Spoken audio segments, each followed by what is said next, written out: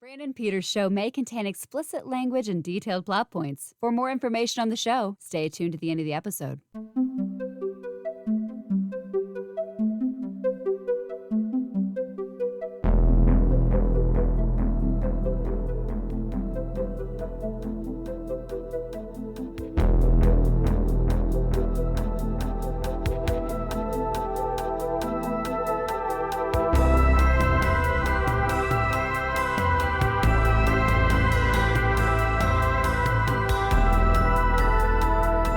And now, here's Brandon.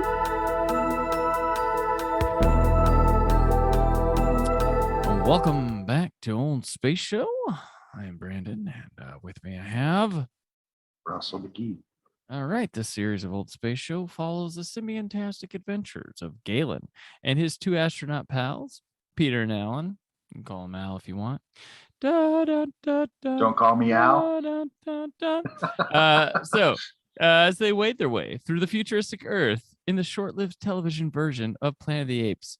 So short-lived, we're talking about the 14th and final episode, Up Above the World So High. Unaware that a chimpanzee scientist plans to use a human prisoner's flying machine for her own deadly purpose, Burden and Burke and Galen help the man, Lurik, to build a hang glider. All right, this final episode is directed by John Meredith Lucas and written by Simon Winkelberg and Arthur Brown Jr., starring Roddy McDowall, Ron Harper, James Naughton, Mark Leonard, Booth Coleman, Joanna Barnes, Frank Aletter, and Martin Brooks.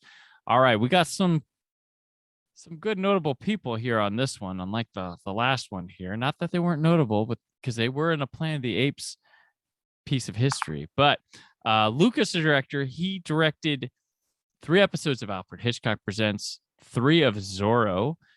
He directed and produced some Ben Casey episodes, The Fugitive, and he directed 3 episodes of Star Trek, but produced 10 of them, Fortnite Gallery episodes. He wrote $6 Million Man, Logan's Run, that shows, Kojak, The Fugitive, Ben Casey, and the film Frankenstein versus Baragon. Oh, he wrote that? He Seriously? wrote it. He was the writer. That's crazy. So genre cred from this guy. Brown Jr., the writer here, he wrote for Gunsmoke, The Virginian, all that stuff, Incredible Hulk. But he took a spin in his later career in animation. He did episodes of the Tarzan, Lone Ranger, Zorro Adventure Hour, Masters of the Universe, and Filmation's Ghostbusters. So not like Slimer and the real Ghostbusters, which that's why it got called that. There was another Ghostbusters show with a big monkey, an ape. Hey, look at that connection. Where they drove that weird old Dragula type car. Yeah. And so he wrote 1 episode of that. That was his last credit, was Filmation's Ghostbusters. And this is much better Filmation animation than the Star Trek show and the Planet of the Apes show that would get animated. But yeah, I was like, oh, that's kind of cool. Our other writer, Winkelberg, he got a Law and Order episode, like a writing credit posthumous. Like he never, it was like they must have like dug up a script and used it later after he died. Because it's like it comes out like 7 years after he died.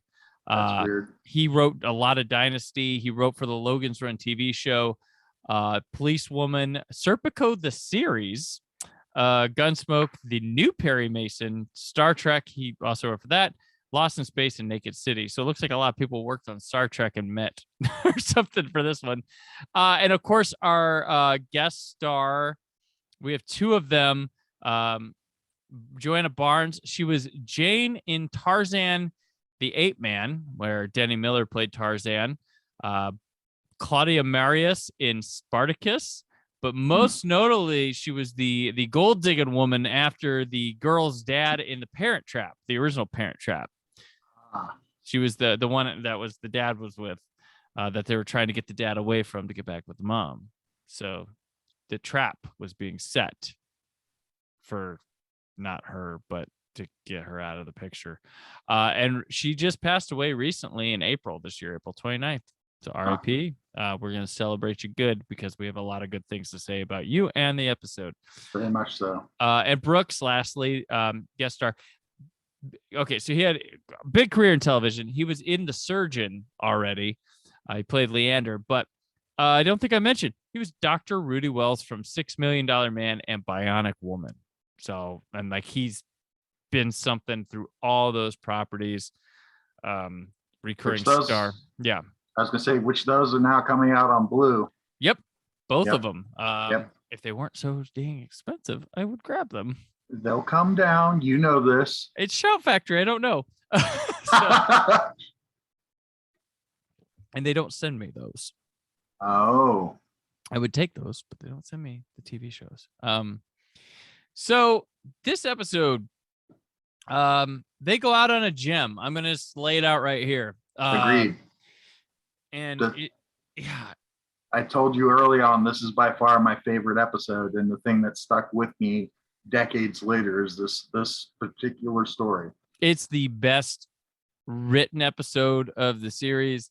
It is a trip to go through because they really pulled the rug out from under me watching this. Like, I couldn't believe it. I was like, oh, okay, 1975 show where I'm like, I know genre shows is fine. Just appreciate that. No, I was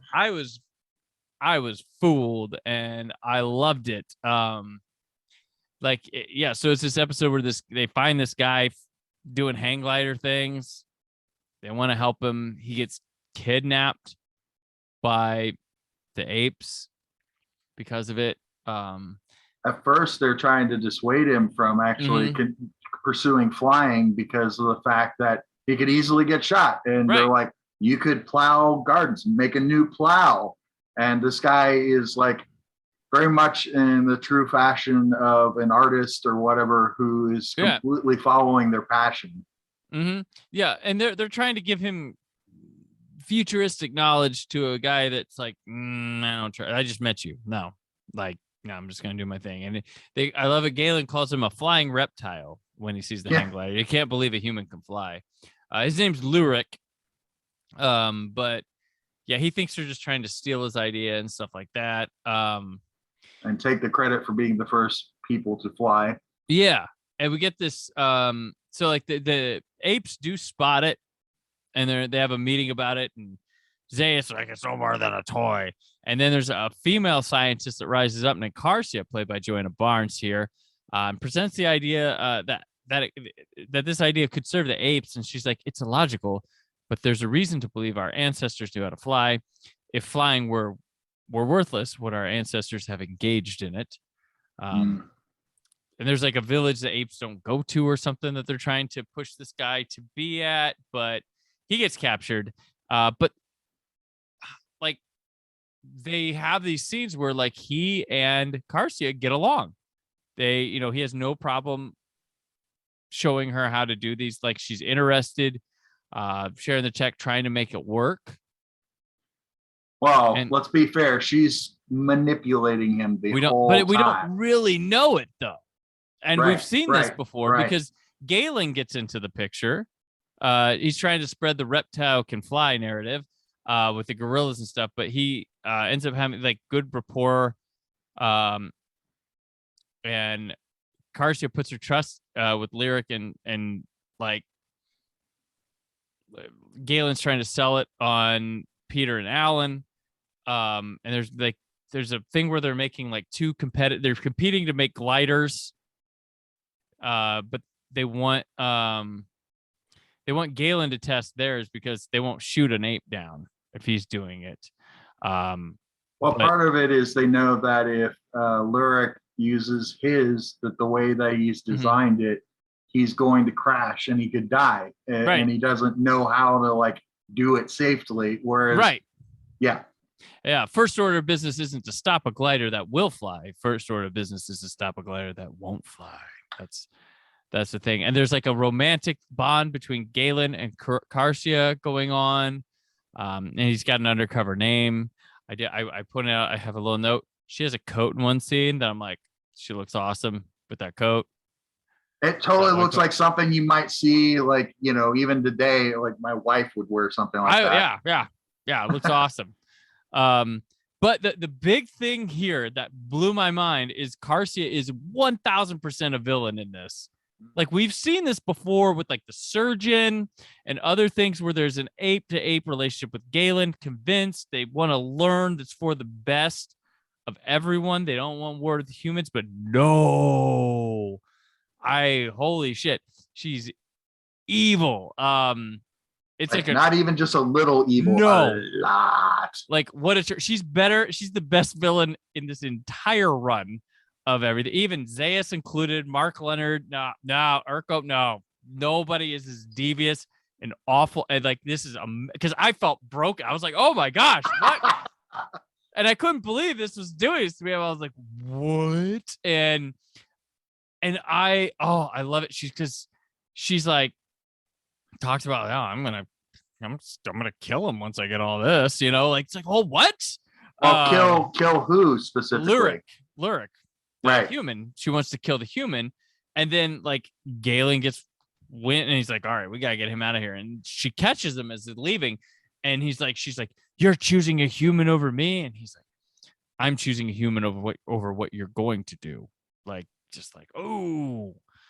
And there's an escape with some pretty good like fight choreography going on in it. There's some shaky cam stuff. For 70s genre TV, this is effective. It works. Like, yeah, it was cool. I was into this at this time. But it comes to the point where they're like, Lyric gets shot in the hand during this escape, and he can't like fly right, but they figure like, oh, him and Galen can fly together. But you're missing a big part of this too, from the standpoint that like Burke and Peter tried to go ahead and warn Galen about the fact that like she's no good, because they come into the tent as they're assembling their glider.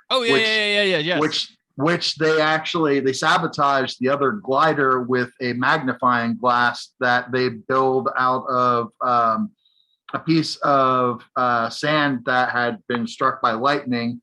So that's another little cool sciencey thing that they end up doing in the episode, where Galen actually places it in the glider so the sun will then burn. And like, he plays dumb whenever his love interest is asking about it later on, and he tries to play it off. Oh, like, you just discovered that this magnifier, this what did they call it? Not magnifier. I'm trying to think what they called it. Bigger. They did have a word. Enlarger. Okay, the enlarger. okay. Yeah. The enlarger also has, you found out that it also can burn things, and I will give you credit for that discovery. So like, it's interesting because like early on, and I think what also helps is like Galen really is falling for her, and that love interest actually sells it, where like we're put off and we don't see that she's as terrible as she is. But then whenever they come in, Burke and Peter, they come in and they go and they come into her tent, and they're reporting in that everything's ready to go for the test flight. And they see over in the corner, she's got fragment grenades, essentially, right? Yeah. And she's got a whole canister of them that she's been, stock holding. And like, if this glider works, her intent is to go ahead and blow up all the chimpanzees, all the gorillas, or not chimpanzees, all the orangutans and all the gorillas, so the chimpanzees can take over as like being the most intelligent of the three different species. Yeah. She's vile. And it's funny because like an episode like The Surgeon sets us up to be like, oh, we've seen this before with Galen and female ape, and goes the other way, big time the other way. But yeah, and then like when she sets him off for the glider with like, okay, you're gonna fly this thing, but if you go this far, they're gonna shoot you down. Like, don't go further than that. But with Galen, he's got to, and then they crash And she says, they're dead, and so is the secret of flying. But they pulled the old crash the glider into the water where the escape raft is waiting trick. That's what they did. Yep. Peter and Allen also knocked out some of the gorillas so they wouldn't shoot them either, too. Yes. But yeah, and then our heroes sail on. Galen, the ape who defied his people. Alan, the family man in search of a way home. Peter, the champion of humanity. And Lyric, who they just picked up in this episode. So, but yeah, that's, it's a cool ending. And if, for a season finale that works. But there's no more adventures. With the Planet of the Apes, and it ends. At least it ended on a high. It ended on me wanting me more. The world so high. Yes. Yep. Oh, true. But yeah, this one was great. Like fantastic. No pacing issues. No. It's 70s. Like the drama was great. The ideals were great. This was the culmination of everything good coming together and nailing it. You talked about the last episode, there not being really a good female role in that story with Liberator. Yeah. Here, the reverse is true, where you get one of the best female roles that you see in a television episode of this era. Yeah. Definitely. And, this one of the best just roles period of the show too. Like this is, oh man, screw Zaius. Screw Urko, I don't care. She'd better be, you found it. You found someone to go and a good foil for Galen. This is at least your season 1 overarching villain. But yeah, no, Karshi was great. Dang, love that. Like that, yeah. This should have been a hit, man. Maybe she would not be known for The Parent Trap. She'd be known for this show. But yeah, so definitely. But Russell, so the show ended, but as with any show that would get canceled around this time, you have to be prepared for the back end pick of the back 9 episodes of a show or something like that, as they call them. There were some unproduced scripts for Planet of the Apes. Right. Do you want to overview those a little bit for them? You sent me. I did, and this is something them, like I did not get a chance to read through. Nor did I, and we talked about that. But the thing is, like, they ended up having like a total of, I think, 7. There's 6 that's listed on the wiki, but there is I get from what I also read, there's a 7th that also wasn't filmed. So we got the 2 Rod Serlings that we talked about early on. And then there's Hostage, A Fallen God, The Trek, Freedom Road, The Mine, and The Trial. And the 2 that you actually can find online are Hostage and A Fallen God. And those scripts are available if you're interested in reading up on some of the stories that weren't produced here. And they still have old character names, a couple, like, because I believe Alan was called Kovac. So that's one thing to look for, I believe. And they were hitting on some of those topics, because like I looked up like Freedom Road, that's about like the Underground Railroad, but done with humans escaping from apes through things like that. And then the Trek is episode where they have to go to the Forbidden Zone, trying to get something, prove their worth. There's some sameness to a couple of these where I'm like, that sounds like just like the similar thing, but going this way or something like that. But that can happen. The Trial, of course, that one is, I think Peter kills an ape on accident. It has to go on trial. So, that episode's coming with a sci-fi genre show to show the justice system at work. Yeah, that it's interesting that it could, there was plans to go on, just, finish a season. And I'm sure had a couple of these been made, we'd have even a couple more beyond that to get to the typical 24 or 22 would be about the around this time. Yeah. It was what it would have been, but it was not to be. It didn't even make show didn't make it to January. The thing that Brandon and I talked about before we even got on that is just interesting is like we both looked and we can't find why the show was actually canceled. Brandon just postulated that it's just, ratings, but like there's not anything documented as to why exactly it got canceled. Yeah.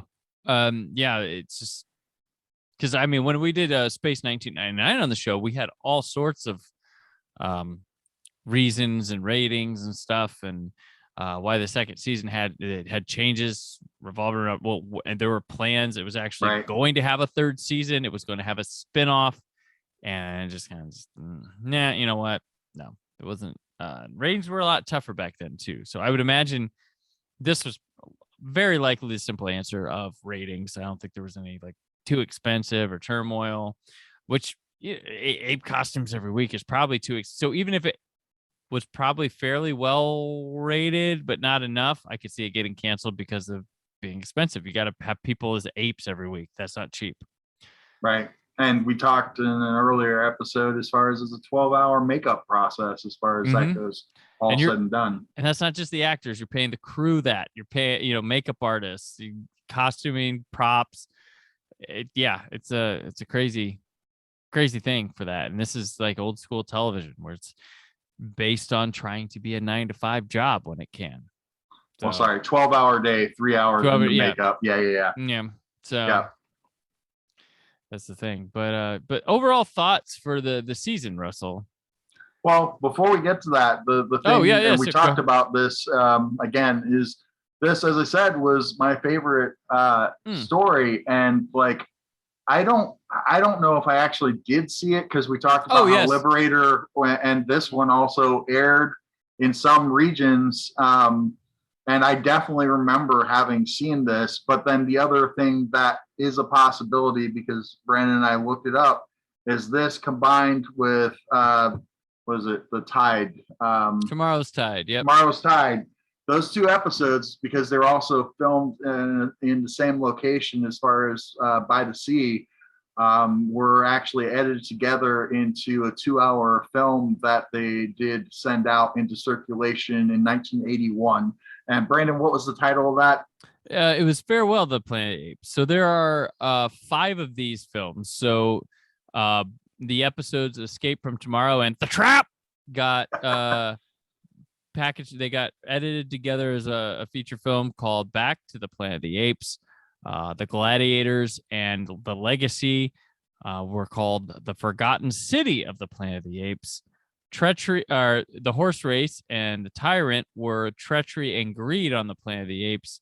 And then The Surgeon and The Interrogation were Life, Liberty, and Pursuit on the Planet of the Apes. So these were repackaged for TV broadcast in the 1980s. In 81 is when they started repackaging this and playing them. I don't know if what was going on with Planet of the Apes that they did this, but maybe it was just syndication package. Cable in its early local stations probably needing Saturday afternoon stuff. Well, and that was back when the TV movie of the week was king. So being able to repackage these into TV movies, right? True. Probably did help. True. So your thoughts on the season as a whole? Again, we've covered this. Like, it's a very, very slow, rough start to get to where there are some very good episodes. But like once you get there, it's definitely worth the time to view and just see how these characters develop and what they were trying to do with the show. And then, as we also discussed, this episode in particular is just a really, really high, just positive for the series to end on. And it's a shame. It would have been interesting to see what could have happened next as far as those unproduced scripts and maybe a second season. Mm-hmm. Yeah. And I feel like it's a shame because there were some promises in some early episodes about setting up what they would be doing to go find in these cities that never got followed up upon ever. Because, of course, you would have to get to those mythology episodes at some point. And I think one of the scripts that was not produced touched on that a little bit, but we never got there. Like that setup that we had where they have the archives hidden throughout. Yeah. Mm-hmm. Yeah, I believe another one. There was another episode coming that would have, I think, at the mine maybe have been that episode. But that we never got to bank on that. Which that could have probably been their goal for a sweeps every year or a season finale. But we never got to do that. But no, it does. It was a nice relief when we started getting this run of good episodes. Like, okay, there really was good stuff here. Okay, sure. There was really good stuff here. And it ended on a high, which was very nice. Like favorite episodes for me, like I liked this one. The Surgeon was an easy one. I did like the Tyrant quite a bit.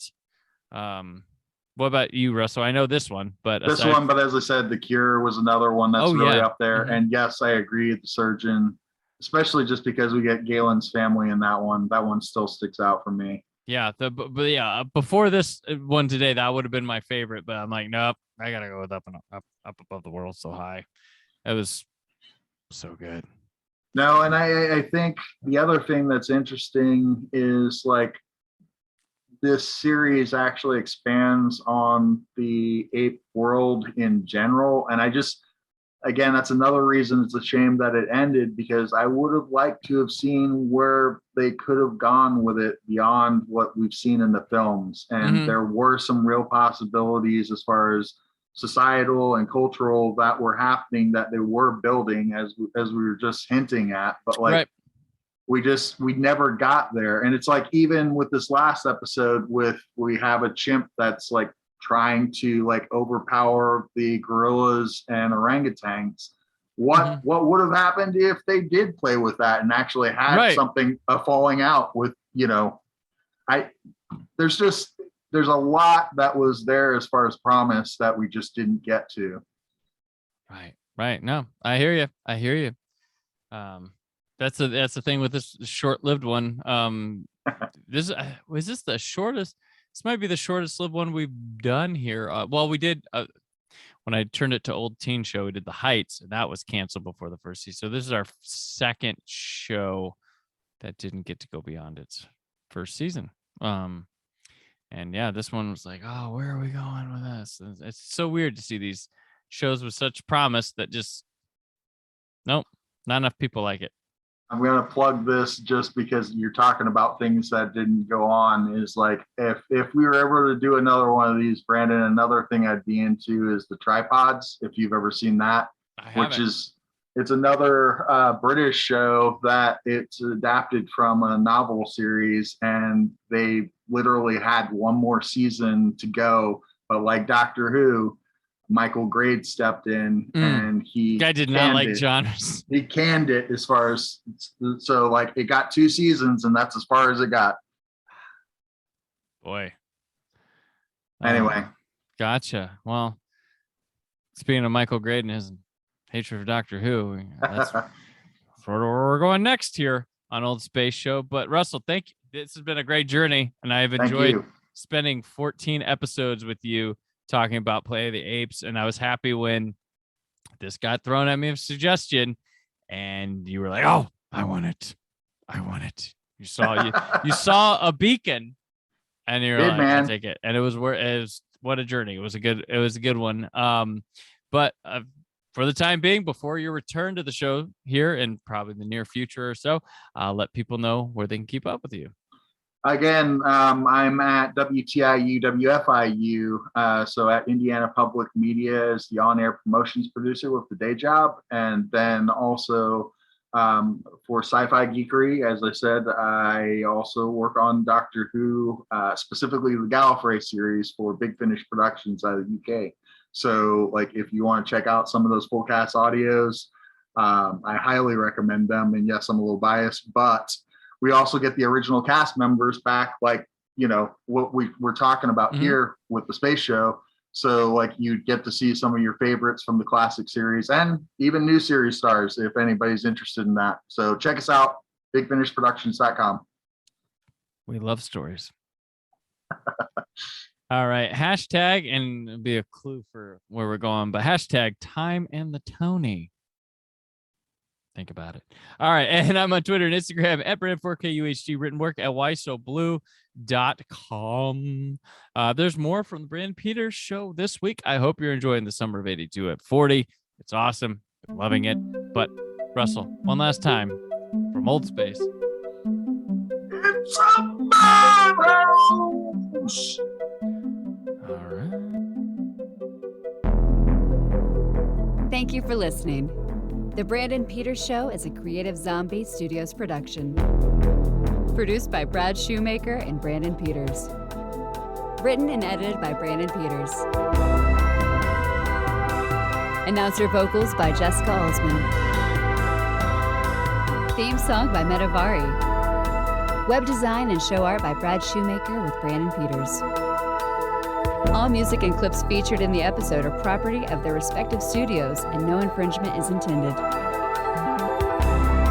Additional information on this and other episodes at BrandonPetersShow.com. For any inquiries, press opportunities, or sponsorship, contact mail at BrandonPetersShow.com. The show is available on Apple Music, Spotify, or anywhere podcasts are found.